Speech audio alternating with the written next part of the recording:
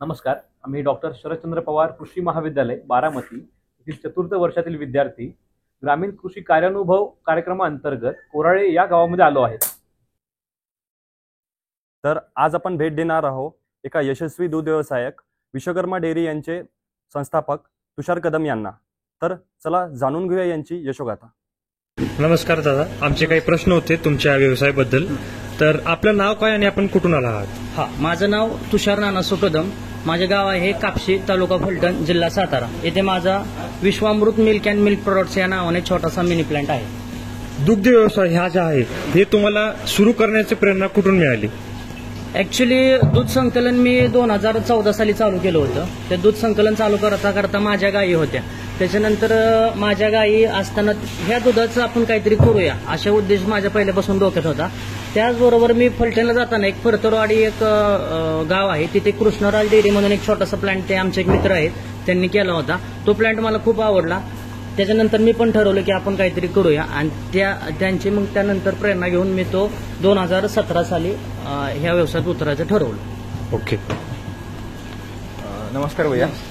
या व्यवसायाआधी तुमचा कुठं व्यवसाय किंवा नोकरी होती का? हो, या व्यवसायाच्या आधी मी पोल्ट्री फार्म आणि मायक्रो फायनान्समध्ये जॉब करत होतो. मायक्रो फायनान्स आरबीएल बँकेचा एक मायक्रो फायनान्स आहे, तिथे मी जॉब करत होतो. आणि हा व्यवसाय चालू करण्याच्या स्टार्टिंगला तुमची गुंतवणूक वगैरे? येस, त्याच्यामध्ये मी 18 लाखाचं जनता अर्बन कोऑपरेटिव्ह बँकेचं एक लोन घेतलं होतं व्यवसायाच्या स्टार्टला, आणि माझ्या पुढचं एक 3-4 लाख असे 20-22 लाख टाकून मी बिझनेस चालू केला होता. बिझनेसच्या सुरुवातीला म्हणजे आता तुम्ही बिझनेस चालू केला तेव्हा तुम्हाला कोणकोणत्या प्रकारच्या अडचणी आल्या किंवा अडथळे आले चालू करण्याला? ऍक्च्युली काय होतं, ज्यावेळेस एखादा बिझनेस आपण स्टार्ट करतो, कुठलाही बिझनेस स्टार्ट करत असताना मॅन्युफॅक्चरिंग कोणीही करू शकतं. सगळ्यात महत्वाचं आहे तो प्रॉडक्ट सेल करणं. तो प्रॉडक्ट सेल करणं खूप गरजेचं असतं. कारण स्टार्टला मार्केटमध्ये घुसत असताना ज्यावेळेस तुम्ही एखाद्या कस्टमरकडे जाता आणि त्यांना म्हणता बाबा हा माझा प्रॉडक्ट आहे, हा तुम्ही घ्या, तर तो जो घेणारा असतो डीलर, तो काय म्हणत असतो, बाबा मला ही गोष्ट 40 रुपयाने येते, तू मला कितीने टाकशील?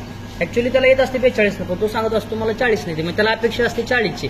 आणि ज्यावेळेस आपण ते मार्केटला एखादा प्रॉडक्ट समजा 40 रुपयाचा सेल करायला जातो, त्यावेळेस तिथं आपलं प्रोडक्शन कॉस्ट सुद्धा निघत नसते.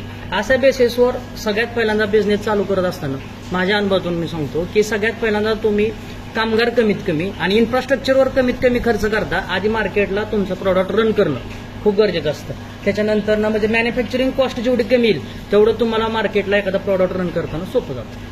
तुमच्या अनुभवावरून की तुम्ही एक काय संदेश द्याल की ज्यांना नवीन बिझनेस चालू करायचा असतो युवकांना?